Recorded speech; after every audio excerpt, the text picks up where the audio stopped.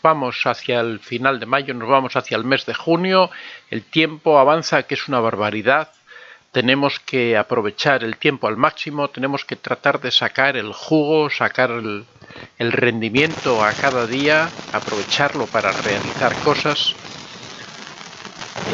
Carlos Rincón, ¿qué tal, don Antonio? Buenos días. Gemi, buenos días. Ese sentimiento de culpa por pensar que no he sido una buena madre porque mis hijas defienden al narciso y me dicen mala. ¿Cómo se supera eso? Bueno, Gemi, precisamente de eso vamos a hablar hoy, así que muy atenta a la explicación que vamos a dar después. Flavia Viana, hola señor Antonio, ¿qué reacción tiene el narcisista cuando le aplicas el contacto cero? Porque me dijeron que no le afecta en absoluto. Bueno, pues yo creo que vas a malos sitios para que te orienten, porque nosotros, aparte de los vídeos que tenemos al respecto del contacto cero, también tenemos el libro El contacto cero. Recuerda, cuando quieras información sobre narcisistas, el mejor sitio para acudir es o bien a mis libros o bien a mi canal, porque veo que tienes mala información. El narcisista, cuando se le aplica el contacto cero, normalmente estalla en ira. Es algo que él no acepta. Tú imagínate que de repente, porque una cosa es aplicar el contacto cero y otra cosa es que él te descarte. Cuando él te descarta, por supuesto, él se hace el indiferente. Él es como una persona fría que te abandona y te deja y no quiere saber nada de ti. En cambio, cuando tú le aplicas el contacto cero, estás rompiendo su voluntad, estás siendo en contra de sus intereses, te estás alejando cuando él considera que es algo que es propio, que es suyo. ¿Tú crees que él no va a reaccionar con violencia, con ira, con agresividad cuando una persona le aplique el contacto cero? Quien piense eso, quien diga eso, es que no sabe lo que es un narcisista.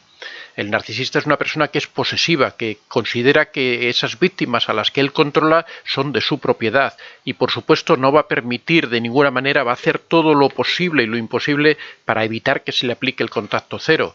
Una de las cosas que señalamos en el libro y que también hemos repetido en muchas ocasiones es que cuando se va a aplicar el contacto cero hay que hacerlo prácticamente en secreto, sin que el narcisista se entere, porque si el narcisista se entera de esos planes que tú estás preparando, siempre decimos que hay que organizarse bien, que hay que prepararlo bien, que uno tiene que prever su situación económica, que tiene que prever su situación social, que tiene que buscar redes de apoyo, que tiene que organizarse bien para que ese contacto cero funcione.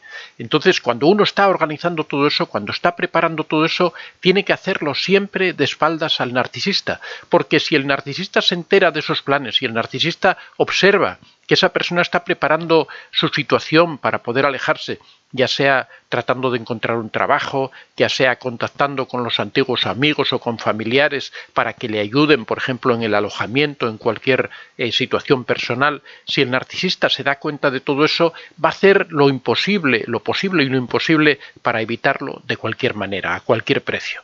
Por eso te digo que el narcisista, cuando se le aplica el contacto cero, reacciona de una forma violenta, la famosa ira del narcisista, que es algo incontrolable, que es algo, quizá la mayor herida que se le puede hacer a un narcisista es alejarse de él. Mirta Palomeque, bueno, todo esto te lo digo con cordialidad, tampoco yo a veces empleo este tono, pero es todo con cordialidad y con cariño. Mirta Palomeque, buenas noches, don Antonio, gracias por sus enseñanzas, las pongo en práctica cada día, estoy mejor, me alegra muchísimo. Mirta Palomeque, desde que lo dejé comenzó a beber más alcohol, vive solo, sale muy poco, pero no le tengo lástima, no volveré con él. Bueno, primera cuestión, Palomeque, tú lo has dejado a él, quiere decir que le has aplicado el contacto cero, por lo tanto no deberías enterarte, no deberías estar en contacto con nadie que te informe sobre el narcisista.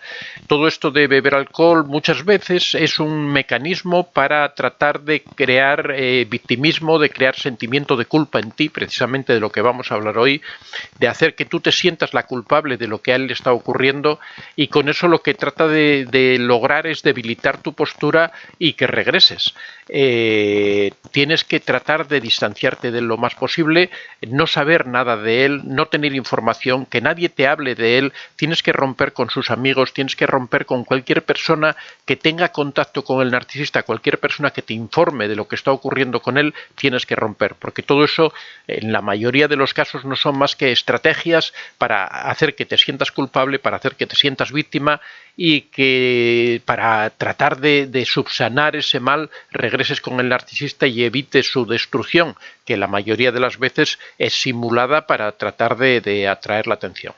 Habría que saber también si es cierta esas informaciones que te llegan de que realmente está ocurriendo las cosas tal como te las cuentan, porque muchas veces todos son engaños para tratar de que regreses. Maika Albiol, buenos días. HGM, saludos desde Perú, lo escucho y me ayuda mucho, gracias. Muchas gracias a ti por estar ahí, HGM. Advanced Trade International, muy buenas noches, doctor Antonio, como siempre un enorme placer y gusto participar en estas conferencias maravillosas.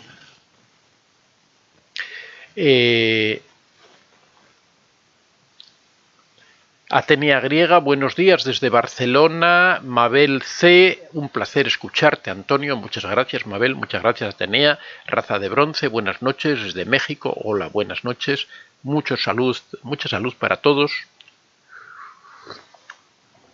Laura Jorritma, buenos días o noches a todos. Mabel nos aplaude. Advanced Trade International, buenas noches, doctor Antonio. Saludos desde Cancún, México, 23:30 pm. Estás en el paraíso. José María Rincón, buenas noches. Evangelina Figueroa, buenas noches, don Antonio. Martín Augusto, buenos días, saludos desde Bogotá, Colombia. Tengo un dilema, mi mujer es narcisista y llevo 11 meses aquí en Colombia. Ella ya empezó a buscarme y quiere que regrese, quiere que busquemos ayuda psicológica. Bueno, si tú sabes realmente que es narcisista, realmente cuando te habla de buscar ayuda psicológica lo que está tratando es de que regreses de nuevo con ella. Después ya se verá si la ayuda psicológica funciona o no funciona. De todas formas, bueno, tienes que analizar la situación, no sé, no me cuentas si tenéis hijos de por medio, si no los tenéis, hay que saber si realmente ella es narcisista o simplemente tenéis problemas en la pareja. Habría que analizarlo, ¿no? Para poder tomar una decisión. Alicia Collins, de todas formas, lo que yo siempre señalo es que si tú no eres feliz en esa relación, no hay por qué continuar con ella. O sea, no sirve de nada la ayuda psicológica si tú realmente no eres feliz con ella, si tú no te sientes a gusto, si no te gusta, si sufres cuando estás con ella, no tiene sentido, ¿no? La ayuda psicológica es cuando dos personas tienen caracteres opuestos, pero ninguno de los dos tiene maldad, ninguno de los dos tiene mala intención, sino que son dos personas que se aman, pero que chocan en algunos hábitos, en algunas costumbres. En ese sentido, sí se pueden transformar algunas conductas. Ahora, cuando una de las personas es un perverso y la otra es una persona normal, pues es muy difícil que un tratamiento psicológico lo solucione. Alicia Collins, buenas noches. José María Rincón, mi pareja me ofende y lastima mucho, pero me siento mal al dejarle, no sé por qué me siento culpable. Bueno, hoy vamos a hablar precisamente de ese sentimiento de culpabilidad, de ese sentimiento irracional de culpabilidad, ¿no? Que eso a veces es una situación creada precisamente por la otra persona, que el narcisista normalmente trata de provocar un sentimiento de culpa en la otra persona, provoca que a pesar de que es él quien se ofende, a pesar de que es él quien causa daño, después hace que sean otras personas las que se sienten culpables de esa situación. Pero bueno, eso es el tema de hoy, así que lo vamos a hablar después. Yule Guay, hola doctor, buenas noches. Sentí culpa de escribirle a un narcisista que me ignora, nunca respondió.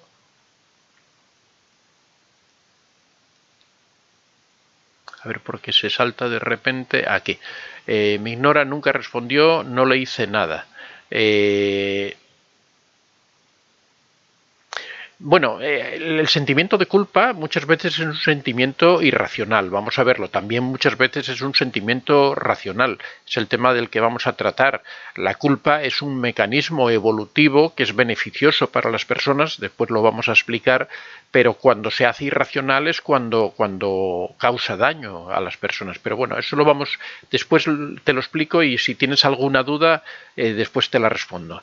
Martín Augusto, y no sé qué hacer, quiere cambiar cambiar y me jura que nunca más buscará problemas.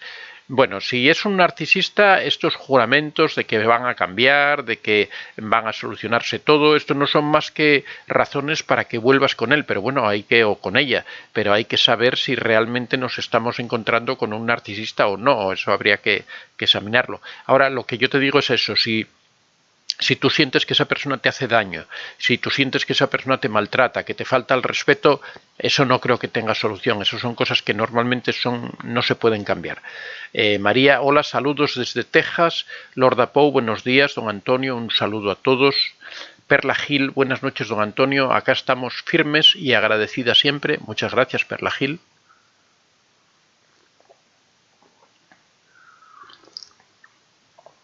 Flavia Viana, cuando yo lo dejé estaba muy enojado y estaba como obsesivo. Yo ya lo dejé cuando me dejó en cajón de juguetes. No entiendo bueno, en cajón de juguetes me imagino que te dejó ahí tirada. Paula, buenos días. Martín, a gusto, no hay hijos y si es narcisista estoy seguro. Bueno, pues si ese es el caso, yo creo que lo mejor que haces es alejarte y no darle más vueltas al asunto. Martín Augusto, muchas gracias por tus sabios consejos. Odane Castane, muy buenas noches. Don Antonio, saludos y bendiciones desde La Habana. Adane, muchas gracias. Ya os digo que me encanta cuando las personas se conectan desde Cuba, desde La Habana. Tengo un especial cariño por los cubanos. Ya comenté que mi abuelo vivió mucho tiempo en Cuba, partes de mi familia también vivieron en Cuba, tengo familia en Cuba, o sea que tenemos una cierta vinculación. Jesús RD, buenos días Antonio, buenos días a todos.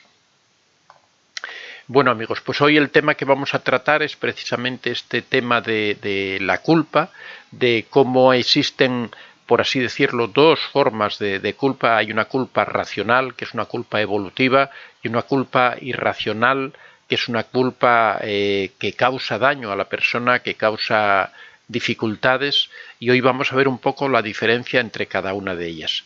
Adelaida Zuluaga, buenos días. Vicente y todos aquí preparada para escuchar tus consejos, un saludo. Erandi Huacuja, buenas noches. Los narcisistas nunca piden perdón y jamás admiten sus errores. Efectivamente, puede pedir perdón y puede admitir errores el narcisista, pero cuando lo hace de mentira, lo hace de una forma falsa, lo hace para conseguir engancharte, para conseguir o evitar que te alejes, para volver por ejemplo, cuando una persona se aleja y quieren recuperarla, son capaces de ir a pedirle perdón, de decir que nunca más van a cometer eso, reconocen todos sus errores, dicen, pero todo eso no es más que una artimaña para conseguir que tú regreses. Realmente eso no es sincero, no es una actitud auténtica. Los narcisistas no sienten culpa por abusar de otros, pero escogen a sus víctimas sabiendo que pueden usar nuestra empatía como un arma. Cuando caemos en cuenta ya se jodieron. Efectivamente, así es la situación. El narcisista escoge a las víctimas sabiendo que los puede usar. La empatía, normalmente la empatía es un arma, exactamente, es un arma en contra de uno mismo, ¿no? Vamos a aprovechar para recordaros que tenemos en Amazon, para encontrar los libros debéis entrar en Amazon y escribir Antonio de Vicente en el buscador y os lleva a la página donde están mis libros. Los libros que tenemos en este momento son El Contacto Cero, que explica la técnica más importante o la técnica definitiva para poder alejarse de un narcisista. También hablamos aquí con frecuencia de esta técnica. La Piedra Gris, que es la técnica cuando tenemos que convivir con un narcisista, cuando no podemos evitar esas situaciones, por ejemplo, que tenemos un hijo a medias con el narcisista, cuando tenemos un vecino del que no nos podemos librar porque no vamos a cambiar nuestra casa simplemente porque haya un narcisista, en muchas situaciones de acoso laboral, de relaciones en el trabajo. La dependencia emocional es una de las graves consecuencias, de las graves secuelas que quedan a las personas que conviven con narcisistas, es la dependencia emocional que generan estos personajes en las personas, en las víctimas que conviven con ellos. Aquí explicamos un poco todo el proceso de la dependencia emocional, cómo se puede salir de esa dependencia, cómo se cae en ella, todas las peculiaridades que tiene la dependencia emocional. ¿Cómo reconocer a un narcisista? La pregunta que muchas veces sale aquí, que no sabemos si una persona es narcisista o no lo es, no sabemos si es narcisista o es psicópata o es sociópata, no conocemos el origen o las diferencias en el origen que se producen en cada uno de estos trastornos. Aquí lo explicamos todo en detalle. Y la madre narcisista, que es un tipo muy especial de narcisista, sobre todo por el daño que causan sus hijos, que son las personas indefensas en esa relación y que después van a arrastrar a lo largo de su vida en forma de traumas, de inhibiciones, de dificultades para relacionarse con los demás. Aquí explicamos todo eso, también explicamos cómo se puede hacer frente a esos traumas, cómo se puede salir de esa situación que provoca la madre narcisista. Bueno.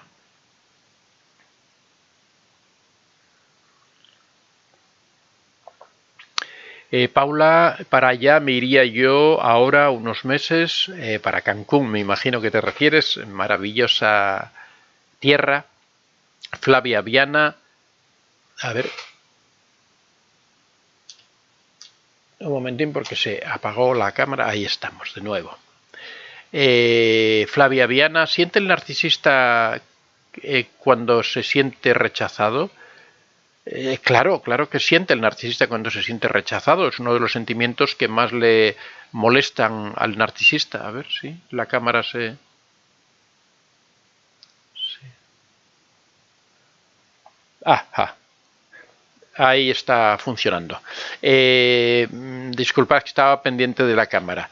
Paula, para allá Miria y Flavia, ¿siente el narcisista cuando se siente rechazado? Por supuesto que lo siente. Para el narcisista es una ofensa rechazarlo. Él se siente el más importante, piensa que nadie lo puede rechazar, piensa que es atractivo para todo el mundo y cuando le rechazan le duele. Lo que ocurre es que si es una víctima que acaba de conocer o una persona con la que no tiene una vinculación y lo rechaza, bueno, pues puede obviarlo, puede olvidarse de ello y continuar. Ahora, cuando es la víctima o alguna persona a la que él quiere captar, ahí sí que esa violencia, esa ira narcisista se manifiesta de una forma más clara. Selena Castro, buenos días. Don Antonio, bueno... no, desde San Antonio de Arredondo, Córdoba, Argentina. Hola Selena, ¿qué tal? Gloria Cuellar, buenos días, don Antonio. Es un tema interesante porque han dañado a los abusadores usándola en nuestra contra. Gracias a lo que usted nos enseña, vamos saliendo de este engaño. Gracias. Ana F., cuando encima es musulmán y hace magia negra, cuesta mucho más. Efectivamente, no entiendo mucho del Islam ni de los musulmanes, pero bueno, sí. Flavia Viana, ¿qué siente el narcisista cuando lo rechazas? Bueno, pues siente ira, lo que explicábamos anteriormente, siente como que lo desprecian, como que él no es válido, ¿no? Provoca esa ira tremenda. Buenas noches, estimado señor, y a todo el grupo, saludos desde El Salvador. Bueno, vamos a pasar con el tema que decíamos para hoy, que es el sentimiento, cómo superar el sentimiento de culpa. Dica. Buenos días a casi tres los... No entiendo qué me... Bueno, después continuamos ahí. Bueno, el sentimiento de culpa es algo natural en los seres humanos, es un sistema adaptativo como todos estos sistemas que hablamos en ocasiones, que son unos sistemas que hemos heredado por evolución, mecanismos psicológicos que lo que nos permiten es enfrentar los problemas, adaptarnos, porque ya sabéis que el principio de la evolución dice que los seres o los seres vivos que se adaptan sobreviven y los que no se adaptan no sobreviven. Esto también se aplica a la psicología. La persona que tiene esa flexibilidad mental para adaptarse a las circunstancias es capaz de sobrevivir a esas circunstancias, y quien no tiene esa flexibilidad para adaptarse pues no sobrevive. Esto, ya digo, ocurre en el plano biológico, pero también en el plano psicológico. Por eso también es muy importante educarse en esa flexibilidad emocional para soportar esas diferentes situaciones sin que nos afecten excesivamente, ¿no? Pues este es un sistema, la culpa es un sistema adaptativo, que lo que hace es que cuando nosotros percibimos que estamos haciendo algo que no es correcto, cuando estamos haciendo algo que está mal, cuando estamos haciendo algo en donde no nos esforzamos lo suficiente para conseguir esos fines, después tenemos un sentimiento negativo, tenemos una emoción negativa, que es que sentimos como que no nos hemos esforzado, como que no hemos cumplido con aquello que nos habíamos propuesto, o que las consecuencias que se han obtenido de nuestras acciones han sido negativas y han dañado a alguna persona o nos han dañado a nosotros, por lo cual nos sentimos mal. Ese sería el sentimiento de culpa.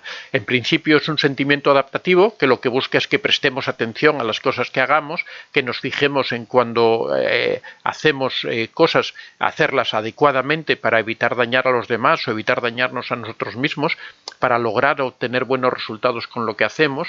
Por lo tanto, estaríamos hablando de una emoción negativa que tiene una función psicológica muy importante para que nosotros reflexionemos sobre nuestras conductas y evitar que en el futuro volvamos a caer en ese mismo problema, ¿no?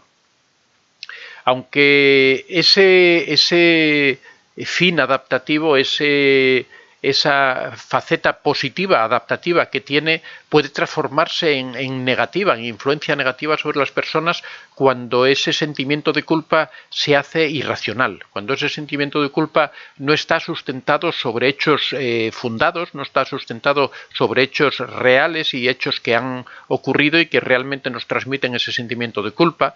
Puede hacerse irracional cuando no somos capaces de superar ese sentimiento de culpa, porque el sentimiento de culpa está bien para avisarnos de que hemos hecho algo mal, pero cuando ese sentimiento persiste después de que los efectos de esa acción han terminado, realmente se está transformando en un sentimiento irracional que queda anclado en nuestra mente y queda dentro de nosotros, causándonos trastornos y dificultades. En esos casos podemos llegar a hablar de la culpa extrema, ese sentimiento que se mete dentro de las personas y que nunca los abandona, que se queda ahí dando vueltas, que crea esos pensamientos rumiantes, que crea esa sensación de ansiedad, de desagrado permanente que vive dentro de la persona. Dentro de este entendimiento, de esta forma de ver la culpa, de sentir la culpa de una forma irracional, tienen mucho que ver las distorsiones cognitivas.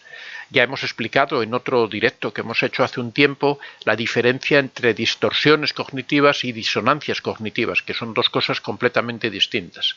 La distorsión cognitiva son aquellas cosas que nosotros interpretamos de una forma errónea. Son, por ejemplo, cuando una distorsión cognitiva es cuando una persona nos dice, por ejemplo, que no vamos elegantes, pues nosotros interpretamos que nos están criticando y que no sabemos vestir, que no sabemos, por ejemplo, ponernos la ropa. Es un ejemplo simplemente, que quiere decir que nosotros interpretamos sería una especie como de metáfora, ¿no? Nosotros interpretamos una sinécdoque correctamente. Nosotros interpretamos una parte por un todo. Nos dicen un pequeño detalle y nosotros lo interpretamos como una cosa enorme que nos afecta a toda nuestra vida. Las distorsiones cognitivas las hay de mucho tipo. Muchas veces nosotros malinterpretamos las cosas que nos dicen, con lo cual tenemos un sentimiento de culpa muy grande que se queda sujeto en nuestra mente. También hay otro tipo de sentimiento de culpa que es inducido muchas veces por otras personas. Cuando uno convive con una persona tóxica, las personas tóxicas son capaces de dar vuelta a los argumentos para hacer que la persona se sienta culpable, para hacer que la persona se sienta mal por algo que muchas veces es el propio narcisista o la propia persona tóxica quien es responsable de esas conductas o de esas situaciones, de esas acciones. Pero tienen esa habilidad para transmitir ese sentimiento de culpa hacia la otra persona tienen esa persistencia para machacar continuamente con lo mismo, para estar insistiendo constantemente en que la otra persona es la responsable de todo eso, y al final la otra persona, normalmente producido por una baja autoestima, por un bajo amor propio, por una baja confianza en uno mismo, termina aceptándolo, termina dándolo como válido y termina asumiendo que la culpa es suya y que él es el responsable de esas situaciones que han ocurrido. En general, el sentimiento de culpa irracional suele estar siempre asociado a la baja autoestima. Normalmente a una mala opinión sobre nosotros mismos, a un bajo cariño sobre a nosotros mismos, a una baja confianza en nuestras acciones, a una baja seguridad en lo que hacemos, a un bajo nivel de creencias o ideas personales. Por eso siempre remarcamos, siempre insistimos en que la autoestima es el elemento fundamental de la personalidad. La mayoría de los traumas o de los problemas psicológicos se solucionarían con una buena autoestima. La autoestima está detrás de todos esos sentimientos y dificultades que las personas experimentan, bien porque muchas veces hay varios de esos trastornos que conllevan la pérdida o la disminución de la autoestima, o bien porque se parte de una autoestima baja, con lo cual se interpretan todos los sucesos y todas las ocurrencias de una forma dañina hacia nosotros mismos. Aquí aprovecho para recordaros que estamos haciendo un taller de desarrollo personal y autoestima. Aquellas personas que estén interesadas pueden dirigirse a antoniodevicente24@gmail.com. Las personas que lo están haciendo en este momento, que son bastantes, incorporadas en diferentes momentos, están satisfechas, están creciendo personalmente, así que os animo a aquellos que estéis interesados a informaros sobre este taller. Bueno, como vemos, la causa esencial de ese sentimiento de culpa irracional es la baja autoestima, muchas veces inducida o provocada por la persona tóxica con la que convivimos, otras veces hemos arrastrado esos problemas de baja autoestima desde la infancia, lo que hace que seamos fácilmente, que nos culpabilicemos fácilmente, que sintamos esa culpa irracional.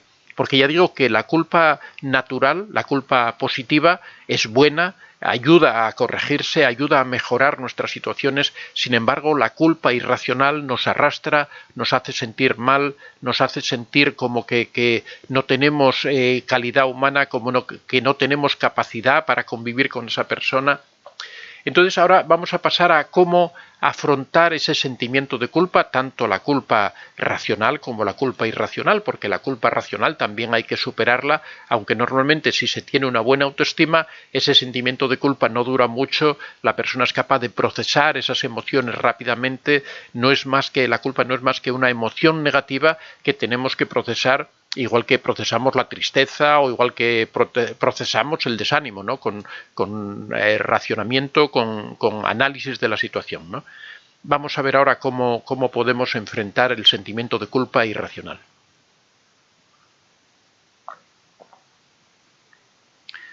En primer lugar, tenemos que tratar de afrontar esas situaciones con objetividad. Objetividad quiere decir coger distancia de la situación, quiere decir salir de ese enmarañamiento emocional que se produce muchas veces en los sentimientos de culpa, especialmente en la irracional, y coger distancia para tratar de analizar la situación fríamente. Para eso siempre recomendamos, cuando uno trata con una persona tóxica, que es muy importante escribir las experiencias. Porque al escribir las experiencias y dejar pasar, por ejemplo, un poco de tiempo, 1 o 2 días, una semana, uno puede volver a repasar eso que escribió y lo ve como que lo escribió otra persona, lo puede analizar de una forma más fría, lo puede analizar de una forma más distante. Cuando uno analiza esas situaciones, cuando uno ve cómo se originó ese sentimiento de culpa, por ejemplo, cuando ocurre con una persona tóxica, cuando ha sido la persona tóxica la que ha actuado negligentemente y al final te culpa a ti, si nosotros detallamos todo eso por escrito, relatamos todo lo que ha ocurrido, cuáles han sido las causas, cuáles han sido las consecuencias, cuál ha sido el mecanismo por el que se ha provocado esa situación, podemos llegar a entender que realmente nosotros no somos culpables de esa situación, que esa es una culpa sobrevenida, que es un sentimiento negativo que se ha implantado en nuestra alma, en nuestro espíritu, intencionadamente para causarnos daño. Si es una culpa racional, también vemos que hemos hecho las cosas mal, vemos que tenemos que mejorar, pero nos damos cuenta, en el momento que nos damos cuenta qué podemos hacer para revertir esa situación, para cambiarla, empezamos a disminuir ese sentimiento de culpa, empezamos a encontrarnos mejor y empezamos a encontrarnos con ganas de enmendar esa situación. En segundo lugar, hay que entender que todo esto forma parte de un aprendizaje. Esto es especialmente cuando hemos sido nosotros los que hemos provocado esa situación, pero también es un aprendizaje para aquellas personas que viven con personas tóxicas, porque están aprendiendo a conocer a esa persona tóxica, están aprendiendo a entender que muchas veces, sin uno ser culpable, se le culpabiliza. Vamos aprendiendo que esa relación no es sana, no es buena para nosotros, con lo cual hay que entender ese sentimiento de culpa también como un proceso de aprendizaje de la relación en la que estamos viviendo. En tercer lugar, es muy importante practicar la autocompasión.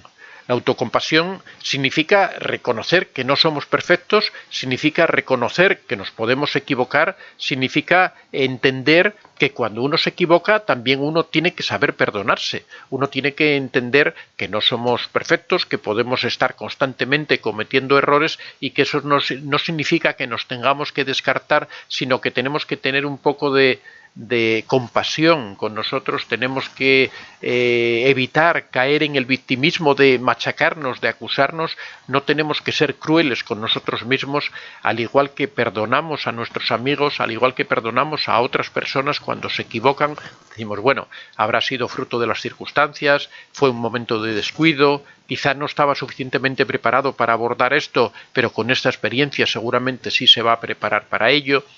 Normalmente tenemos más facilidad para compadecernos de las otras personas que para compadecernos de nosotros mismos.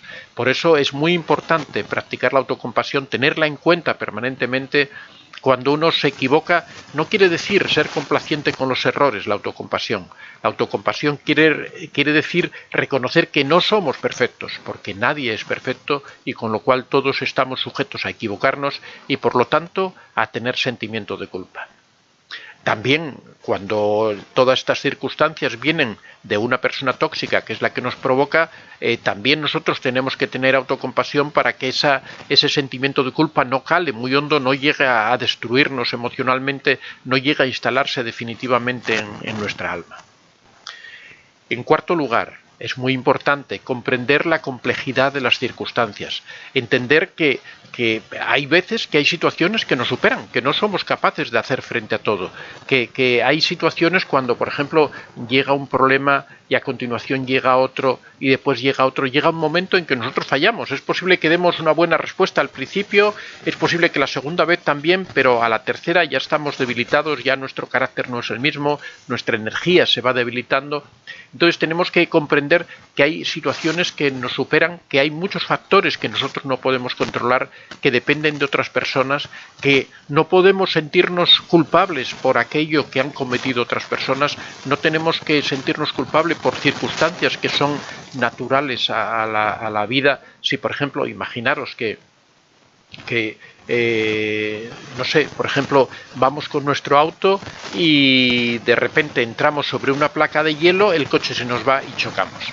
Es indudable que podemos sentirnos culpables quizá por haber venido con demasiada velocidad, habiendo hielo, pero muchas veces no sabemos que hay hielo, que esas circunstancias son ajenas a nosotros. Hay que comprender la complejidad de esa situación en la que uno se encuentra y también aquí aplicar la autocompasión y justificarse uno a sí mismo para que ese sentimiento de culpa cumpla con su función, pero que no sea tan excesivo que nos provoque un daño del que nos cueste superar.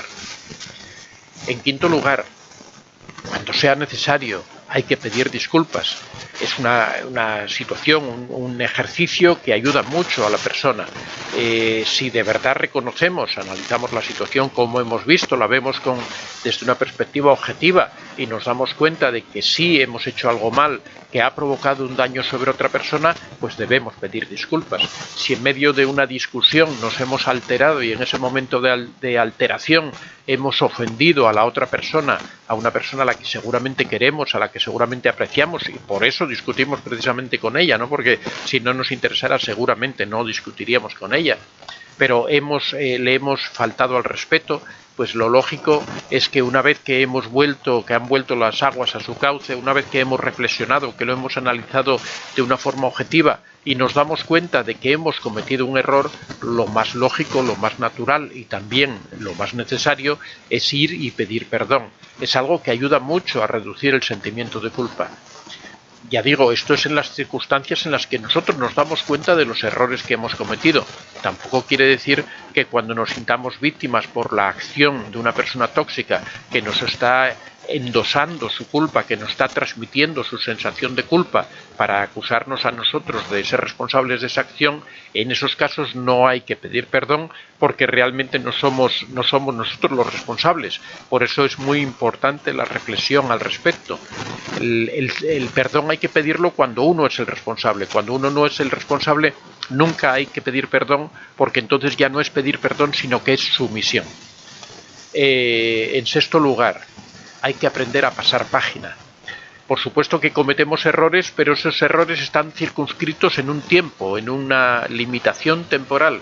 Tenemos que entender que para poder solucionar o para poder avanzar en la vida tenemos que ir dejando esas situaciones atrás. Hay que ir cerrando las etapas de la vida. Hay situaciones, sobre todo, por ejemplo, cuando uno es joven, que comete auténticas barbaridades, que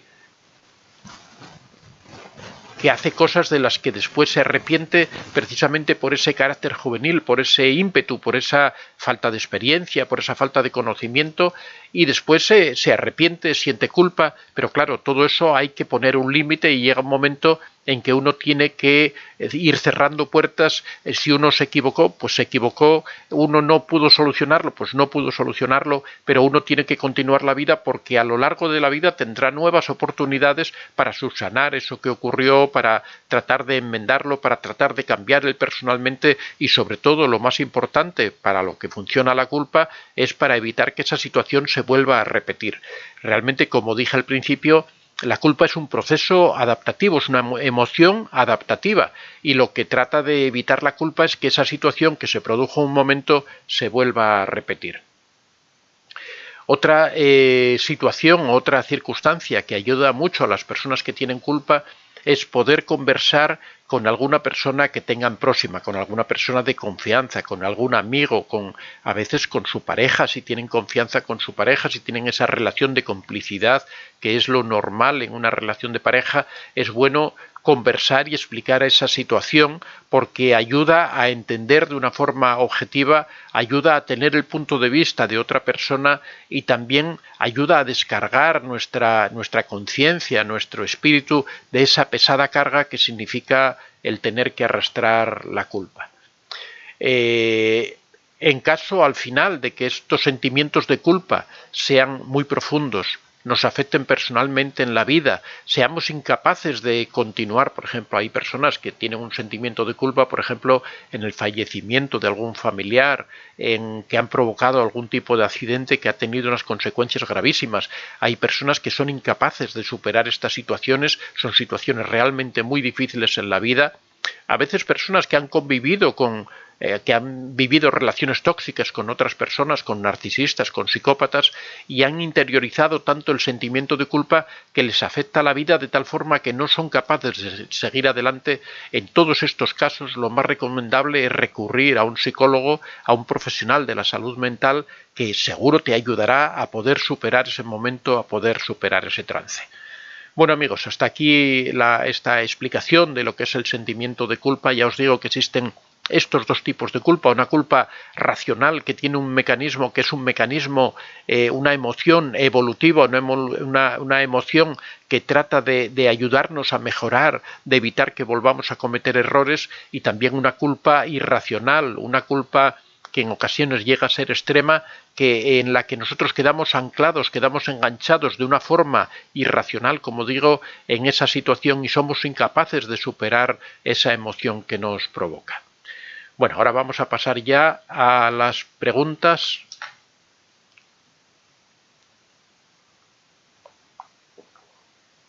Bueno, veo que ha habido una aportación de Raúl López de $4,99. Muchas gracias, Raúl. Ya sabéis que es muy importante siempre estas aportaciones, nos ayudan mucho y os damos mucho las gracias cada vez que se producen. Vamos a ver por dónde iba. Aquí estamos. Atenea griega. Y Atenea griega me ponen ahí unos símbolos que no entiendo muy bien. Tania Sánchez. Yo a veces estoy muy limitado con esto de las redes sociales. Hay expresiones o gestos que yo no domino porque ya no paso mucho tiempo metido en las redes, con lo cual hay cosas que se me escapan, ¿no? Así que no tengáis dudas en explicármelas cuando veáis que hay algo que no entiendo. Tania Sánchez, buenas noches, señor Antonio. Saludos desde California, también otro paraíso, California. Ilse Moyano, sus vídeos son muy valiosos a los que pasamos por una relación así. Aunque pasaron 3 años, se las ingenió para volver a alterar mi paz. Ahora está en pareja con una prima hermana mía. Bueno, Ilse, pues tienes que tratar de coger distancia de esa persona. Ya sabes que aplicar el contacto cero significa romper todo tipo de relaciones con esas personas para poder coger distancia. Es fundamental para no volver a caer de nuevo en sus redes. Raúl López, buenas noches, don Vicente. ¿Pueden abortar por enojo o desquitarse por venganza? Hombre, por poder hacer, claro que lo pueden hacer, pero bueno, si una persona aborta por enojo, entonces yo ya diría que estamos hablando de un psicópata, ¿no? Porque ya es una cosa muy grave. Ahora, desquitarse por venganza, eso sí es normal que lo hagan tanto narcisistas como, bueno, cualquier tipo de persona tóxica, ¿no? Incluso a veces las personas que no tenemos ningún trastorno tenemos deseos de venganza y en alguna ocasión hasta los llevamos a cabo, ¿no? Eso es un sentimiento malo, pero que, bueno, todos los humanos tenemos esos. Pero bueno, hay muchas formas de desquitarse, ¿no? Hay formas leves de, no sé, una pequeña venganza o también venganzas graves, ¿no? Pero bueno, lo de abortar me parece ya una cuestión que entra dentro del campo de la psicopatía. Paula, quien es religioso no hace magia negra. Bueno, en principio la religión es lo opuesto a la magia negra, ¿no? La religión es el contacto con Dios, y Dios es la blancura, la pureza, desde el punto de vista religioso, y la magia negra estaría más de la parte del demonio, ¿no? De la creencia oscura. Casi 3 años y esta culpa no se va, pienso que hice todo mal y por eso me dejó, se fue sin decir nada, desapareció, hasta ahora no sé dónde está. Bueno, en principio, lo que yo te diría es que si él se fue, realmente el responsable es él, no eres tú, porque él es quien ha tomado la decisión. Tú piensas que es por algo que tú has hecho o por algo que tú has. No tienes por qué pensar eso, porque realmente él, si se da cuenta de que es algo que tú has hecho, lo primero que tendría que haber hecho sería haber hablado contigo y haberte explicado esas circunstancias por las que no se encontraba a gusto contigo, ¿no? Para tratar de solucionarlo. Entonces, normalmente cuando alguien desaparece, cuando alguien se va sin avisar, cuando alguien hace todo eso, el responsable es él, es la persona realmente irresponsable, ¿no? Que deja a una persona con sufrimiento, con dolor. Por eso el primer punto que hablábamos aquí es el punto de tratar de analizar las cuestiones con objetividad.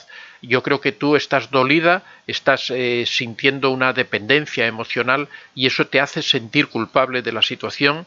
Yo creo que tienes que procesar toda esa emoción, tienes que analizarla de una forma objetiva. Ya os digo siempre que es muy bueno escribir todo eso, escribir qué experiencias has tenido con él, qué tipo de relación tenías con él, para tratar de comprender qué es lo que ha ocurrido en todo ese proceso. Pero bueno, en general el responsable siempre es la persona que se va, la persona que no busca solucionar los problemas, porque uno tiene siempre que tratar de terminar sus relaciones de una forma correcta y adecuada. Una relación, si te va bien, y quieres terminarla por la razón que sea, o te va mal y quieres terminarla, lo lógico es hablar con la persona, explicarle qué es lo que está ocurriendo y por qué has tomado esa decisión. Quien se va sin avisar, quien de repente desaparece, lo que trata es precisamente de hacer sentir culpable a la otra persona y de hacerla sufrir. Bueno, Raúl López, muchas gracias. Lorda Pou, qué bien describe esta emoción, doctor, sobre todo la culpa irracional. ¿Qué cree que debemos decir cuando te dicen algo para justamente eso y lo identificas? Bueno, en estos sentimientos de culpa siempre lo más importante es tratar de analizarlos, de objetivizarlos. ¿Por qué? Porque el sentimiento de culpa irracional es irracional. Por lo tanto, cuando nosotros lo escribimos, cuando nosotros lo detallamos para tratar de verlo de una forma objetiva, nos damos cuenta de que realmente es un sentimiento que no deberíamos tener. Nos damos cuenta de que es algo que podemos, que no es nuestra responsabilidad y por lo tanto, si no es nuestra responsabilidad, no tenemos por qué sentirnos culpables. Pero todo esto, todo este proceso parte del hecho de objetivizar todo esto, ¿no? Y para eso es muy importante escribirlo, detallarlo, analizarlo, conversarlo con otra persona que nos dé su opinión, que nos diga qué ve, cómo piensa de todo esto. Muchas veces cargamos con responsabilidades de otras personas, hay decisiones que son otras personas las que los tienen que tomar y al no tomar ellos las decisiones o simplemente, como hablábamos el caso de hace un momentín, una persona que se aleja, realmente la responsabilidad es de la persona que se aleja, no mía. Yo no puedo hacer nada si la otra persona no me explica cuáles son los problemas que tiene, yo no puedo hacer nada por ayudarlo o por tratar de solventar esos problemas. Flavia Viana, sí es verdad, yo me sentí culpable cuando lo dejé, no quería dejarlo. Evangelina Figueroa, a mí me pasó algo parecido, me hace sentir mejor meditar. Bueno, la meditación es una forma de reflexión, es una forma de rebajar esa tensión. Raúl López, es muy duro retirarse cuando hay un apego tan fuerte, se sufre mucho. Por supuesto que se sufre mucho cuando uno tiene una relación del tipo que sea, incluso con una persona tóxica, cuando uno se aleja, sufre. Las únicas personas que no sufren son precisamente los psicópatas y los narcisistas, ¿no? Que ellos pueden hacerlo tranquilamente sin sufrir, sintiéndose incluso bien. Laura Jorrima, este sentimiento se supera recuperándose como persona, pues has estado ocupado de otros y te has puesto en el último lugar, además siendo golpeado emocionalmente te agota y te deja sin energía. Cuando uno se aleja es muy importante siempre, y en esto voy a incidir sobre lo que dice Laura Jorrima, en tratar de recuperar la autoestima. Es fundamental. Y la autoestima ya hemos hablado en tantas ocasiones que es un proceso largo en donde uno tiene que empezar a trabajar cada día, desde empezar a recuperar el amor propio, empezar a recuperar esas antiguas aficiones, recuperar a las personas que quiere, empezar uno a darse importancia, cuidarse, asearse, hacer ejercicio, leer, cultivarse, desarrollarse profesionalmente, todo lo que redunde en beneficiar nuestro espíritu, nuestra alma, nuestro cuerpo, todo lo que le vaya bien a nuestra persona, que mejore la situación con nuestra persona, todo eso es bueno para mejorar la autoestima. Gemi, el día del divorcio, ¿cómo actuar? ¿En verle será un mal rato? Verle será un mal rato. Bueno, hay momentos que hay que pasar, ¿no? Por ejemplo, si tú tienes que comparecer a un juicio para un divorcio o tienes que oficializar un divorcio, por supuesto que es un mal trago, pero bueno, son los malos tragos que hay que pasar en la vida. Es igual que cuando tienes que asistir a un funeral de un familiar al que querías, también es un mal trago, son momentos difíciles que hay que pasar. Pero bueno, eso hay que mentalizarse de que son trámites, de que son situaciones difíciles que hay que sobrepasar, ¿no? Hay que ir mentalmente ya preparado a entender de qué se trata donde uno va, ¿no? Antonio García, buenos días, sus consejos son gran ayuda, le doy mil gracias, despeja muchísimas dudas. Gracias, Antonia. Tania Sánchez, ¿cómo se puede dar una aportación? Bueno, pues abajo hay un signo de dólar. Simplemente presionas ahí sobre el signo de dólar y ahí ya te pregunta qué aportación es la que quieres hacer. También, si queréis, sabéis que tenemos un Patreon. Podéis entrar abajo en la descripción del vídeo. Una vez que el vídeo se publique, aparece la dirección de Patreon para aquellas personas que quieran hacerse patrones del canal, aquellas personas que quieran hacer una aportación mensual. Sabéis que son aportaciones que uno puede hacer de cualquier cantidad, desde una cantidad pequeñita a una cantidad más grande. También En el canal de YouTube hay una pestaña que dice unirme, también ahí es una forma de ser colaborador con el canal. Las personas que quieran unirse al canal pueden hacerlo a través de esa pestaña y también pueden hacer una pequeña aportación mensual. Todas estas aportaciones, como os digo, nos vienen muy bien, nos ayudan a sufragar todos los gastos que tenemos de cámaras, de focos, de toda la situación que tenemos aquí, y también comprar libros y todo ese tipo de cosas, ¿no? También tengo una persona que edita los vídeos, que hace todo ese tipo de trabajo, todo eso, bueno, ayuda a todo este tipo de cosas, ¿no? Parece que no, pero realmente todo esto del canal tiene unos gastos tremendos, ¿no? Además ahora estamos tratando de sacar adelante una página web que también la verdad es que es bastante cara de diseñar y de hacer. Así que muchas gracias a todas aquellas personas que se animan a colaborar con el canal. Luis Delgado, saludos maestro Vicente desde Costa Rica.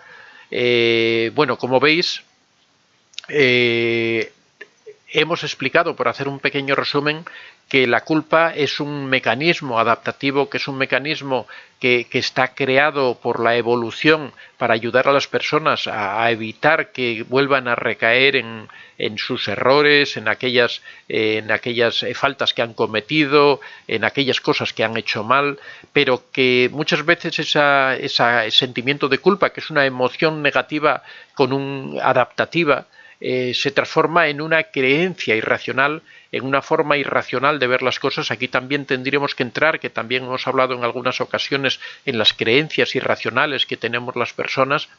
Esa creencia irracional, esa culpa irracional se instala en nosotros, nos provoca un sentimiento negativo que afecta a nuestra autoestima.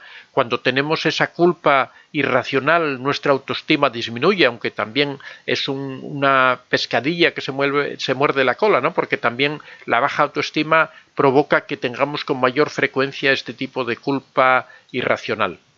Así que los pasos que hemos indicado son estos de analizar detenidamente cuál es nuestra relación con esa emoción del sentimiento de culpa, tratar de objetivizar esa circunstancia.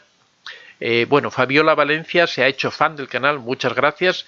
Ya sabéis, lo de fan del canal es en la pestaña de unirse, entrando ahí podéis haceros miembros del canal. Muchas gracias, Fabiola.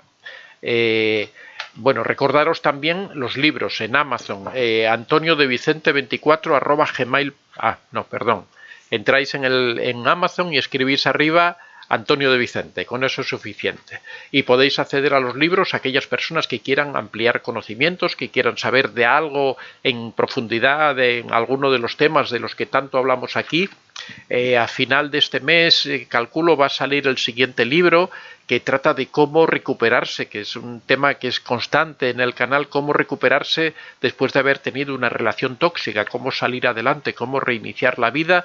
Va a ser un libro muy, muy interesante, lo vais a tener, eso calculo, a finales de mes, principios del mes próximo, dependiendo un poquitín cómo vaya funcionando todo ese proceso de correcciones y todo ese tipo de cosas. También recordaros, aparte de los libros que los tenéis en Amazon, que tenemos un taller de autoestima. Aquellas personas que quieran desarrollar su autoestima, ya os decimos siempre que es algo que es esencial para la persona, que es esencial, que es la columna vertebral de la salud mental, que desde la autoestima es desde donde se pueden ir solucionando todos los problemas que uno tiene, que cuando uno tiene buena autoestima tiene esa capacidad para enfrentar todas estas situaciones difíciles, que detrás de la mayoría de los trastornos y de los problemas psicológicos subyace una baja autoestima, por eso es tan importante. Así que tenemos un taller de autoestima, podéis poneros en contacto en antoniodevicente24 @gmail.com y ahí os informaremos sobre el taller.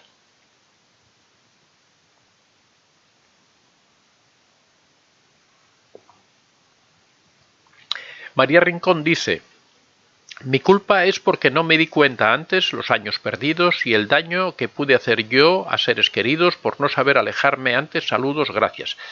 Bueno, esa es una culpa racional, no es una culpa irracional, porque estás analizando detenidamente las circunstancias, lo que ha ocurrido, que has perdido años, que has causado daño a personas queridas.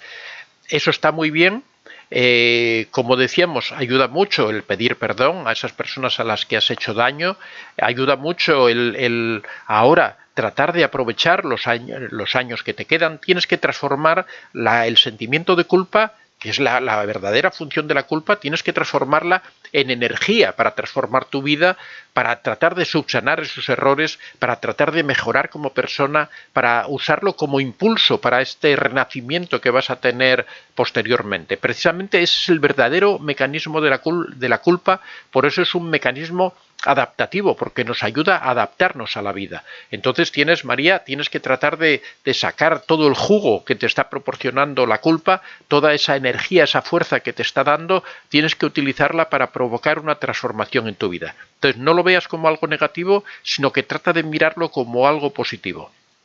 Tienes claro lo que ha ocurrido, ya no puedes, el pasado siempre hay que tener en cuenta que no se puede cambiar, entonces ¿para qué vamos a sufrir por lo que no podemos transformar? ¿Por qué vamos a sufrir por aquellas cosas que no nos van a ayudar para nada?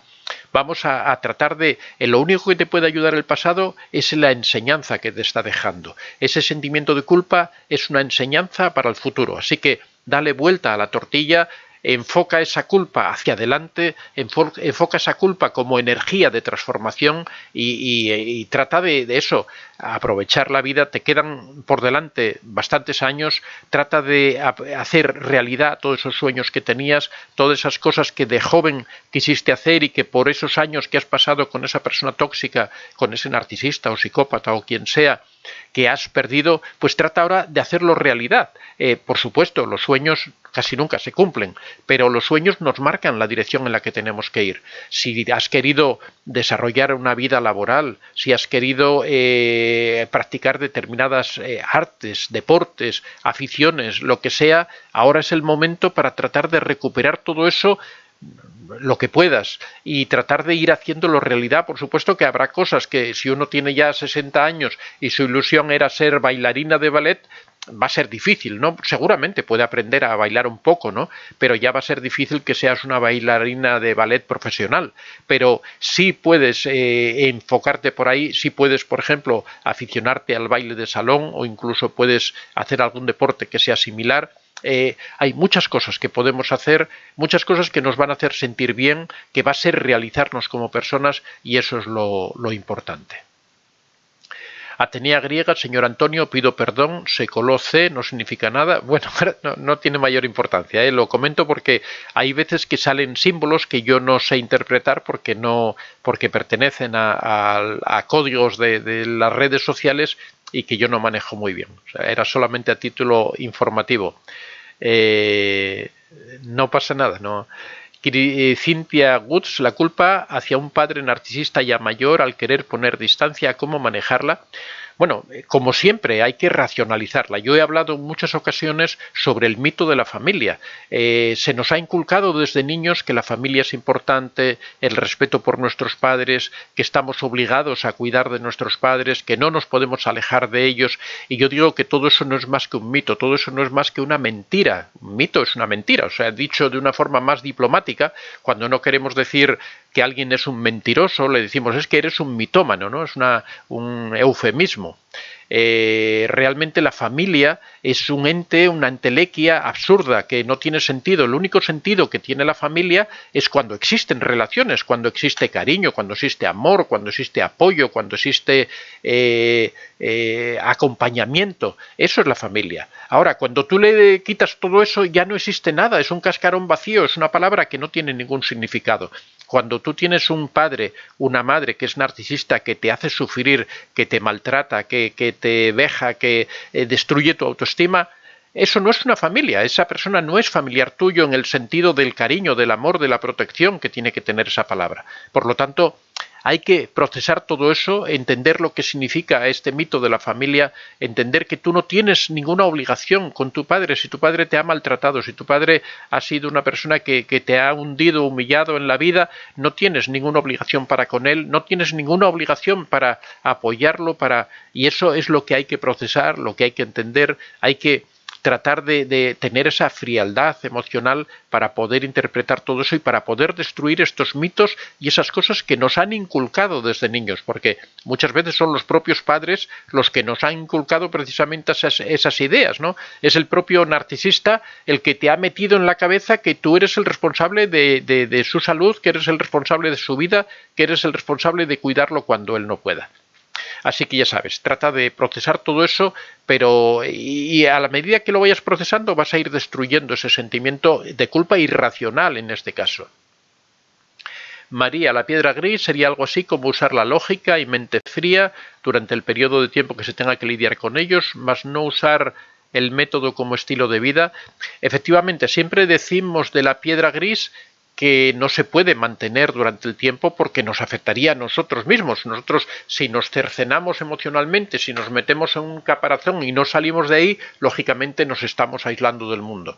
Por eso la piedra gris no se puede mantener durante mucho tiempo. La piedra gris es una frialdad emocional. Por ejemplo, donde se ve más fácil es, por ejemplo, cuando se tiene un hijo compartido con el narcisista, y tienes que encontrarte con él en momentos determinados porque o bien hacéis el intercambio, o bien tenéis que hablar algún asunto relativo a la educación del hijo, bien el hijo se enferma, cualquiera de estas circunstancias, pues se trata de que en ese momento de contacto, en ese momento de encuentro con el narcisista siempre trata de crear problemas de todo, trata de crear conflictividad, trata de provocar emociones negativas, trata de que te sientas mal, te acusa de todo, pues simplemente se trata de utilizar la frialdad emocional, se trata de coger distancia. El narcisista puede decir lo que quiera, no se le responde a nada, no se le contesta nada, uno se limita a darle el mensaje que ya trae preparado de qué es lo que le tiene que transmitir al narcisista. Aquí tiene su ropa, aquí tiene su muda, tienes que hacer esto, los horarios de comida que yo le estaba poniendo son estos y punto, nada más. Él seguramente va a alegar en contra de todo lo que tú dices, se va a alterar, tú tienes que mantener la calma, tienes que seguir hablando con total normalidad, con frialdad emocional, para que él perciba que tú no vas a entrar absolutamente en ningún conflicto ni vas en ningún momento a compartir nada emocional con él. Eso es lo que se trata la piedra gris.